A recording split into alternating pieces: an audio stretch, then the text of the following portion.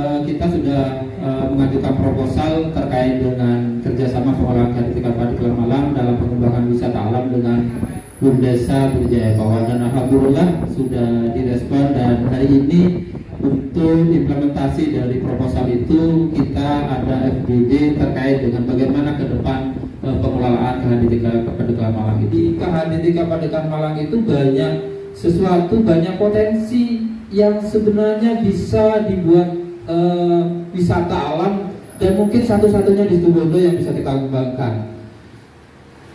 Apa saja di situ? Yang pertama adalah keindahan alam yang unik dan beragam.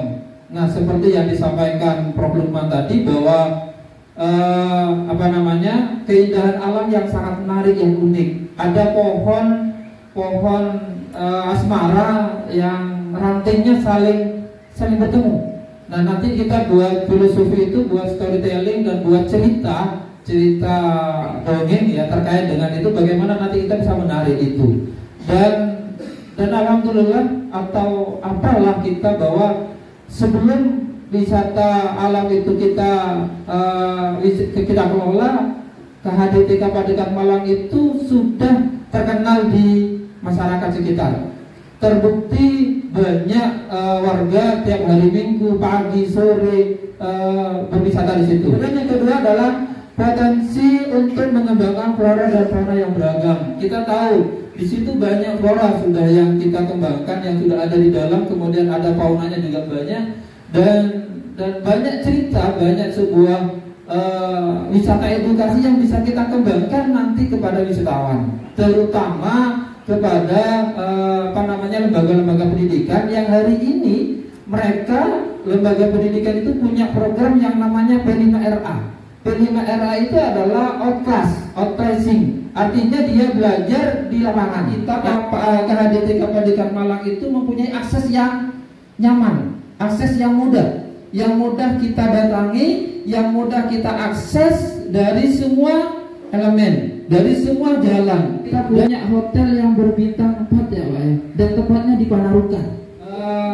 KHDTK Padiklar Malang itu menjadi wisata alam yang menarik dari wisatawan lokal maupun interlokal, dan perlu kami kuatkan Pak Anin dan Pak Lukman dan tim jajaran dari Jogja bahwa insya Allah SDM kami dari Bumdesa Jaya mampu untuk menjawab itu semua. Langsung berhadapan dengan Gunung Putri Bapak Ibu. Jadi kalau sore, kalau kita melihat dari dunia pawon itu, dari lingkungan pawon itu sangat indah sekali. Ini terbukti kami sore sekitar jam 17.30 pas ada di KHDTK Padiklar Malang melihat potensi kira-kira sore apa yang menarik di situ. Kembangkan Bapak Ibu.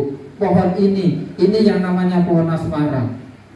Nanti bisa kita tanya-tanya ke Pak Mengun selaku pengelola di sana, ceritanya gimana nanti. Kalau kemudian kita kembangkan, nanti ada Mas Edi yang bisa kita kembangkan cerita-cerita ini terkait dengan pohon dari salah satu anggota kita dengan Mas Irkina.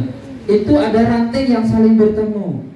Dan ini jarang Bapak Ibu. Dan mungkin satu-satunya di dunia hanya ada di Pawon. Itu yang ada di sini ada sekitar 50-an. Kalau update status terkait dengan ini, dengan followers-followersnya mungkin sudah ada 1000-an nanti yang bisa melihat terkait dengan potensi ini. Dan itu sangat efektif untuk bagaimana promosi itu.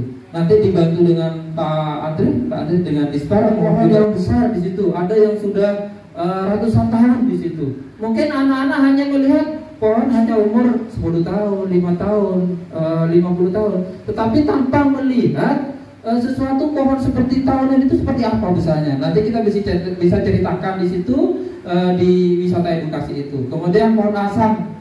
Nah, yang ini yang nanti kita kembangkan di kafenya. Dan ini hari ini pun sebelum kita bentuk kafe pun di bawah pohon asam ini sudah banyak yang mengunjungi, sudah banyak yang menikmati dari keteduhan dari pohon asam itu. Dengan baik, dengan didukung oleh Dispar, kemudian oleh Pemdes, kemudian oleh BPD selaku penguat nanti bagaimana BPD itu bisa menyetujui ketika kita mengajukan anggaran ekoturism, meminimalkan dampak negatif terhadap lingkungan. Itu yang paling penting Bapak Ibu, bahwa kita tidak ingin merubah dari sebuah tujuan utama dari KHDTK Pendidikan Malang itu. Kita malah untuk membangun dan kemudian melestarikan dari ketika mengembangkan dari KHDTK Malang itu adalah membangun infrastruktur yang ramah lingkungan. Ada pendidikan baik dari tingkat RATK sampai ke tingkat atas yang sudah menghubungi kita untuk melakukan sebuah kegiatan di sana. Tetapi sementara kami tahan dulu biar penasaran. Lokal, UMKM dan lapangan pekerjaan. Nanti kita akan mengedepankan itu bagaimana tujuan dari sebuah wisata itu salah satunya adalah untuk mengembangkan UMKM lokal yang ada di Desa Pawan. Dan miniatur kita nanti menjadi sebuah pusat informasi terkait dengan KHDTK Pendidikan Malang. Jadi Bu BPD, Pak Sekdes, jalan aspal menuju ke KHDTK Malang itu mudah-mudahan tahun 2025 itu sudah jalannya sudah mulus. Jadi kita tinggal fasilitas pendukung seperti musola, toilet dan tempat sampah itu pasti di set plan sudah kita cantumkan, kita buat dan rencana itu.